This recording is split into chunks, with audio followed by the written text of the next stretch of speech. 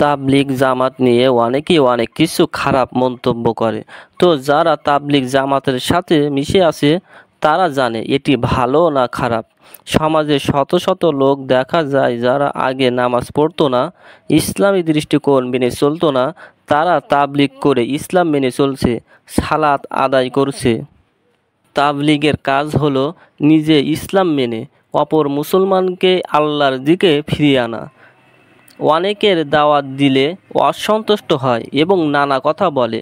তারা মসজিদে থাকে, মসজিদে খায়, মসজিদে জ্ঞান অর্জন করে, বাড়িতে জ্ঞান অর্জন করতে পারতো। বিভিন্ন কথা বলে। আপনি কাজে মন্তব্য না করে তাবলিগে গিয়ে দেখুন, চিন্তা করুন আপনি ইসলাম মানছেন কি না।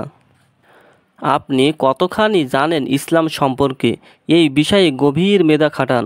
যারা প্রকৃত তাবলিগ করে তারা নিজের অর্থ ব্যয় করে, সময় ব্যয় করে শুধু আল্লাহর জন্য, পরকালের জন্য।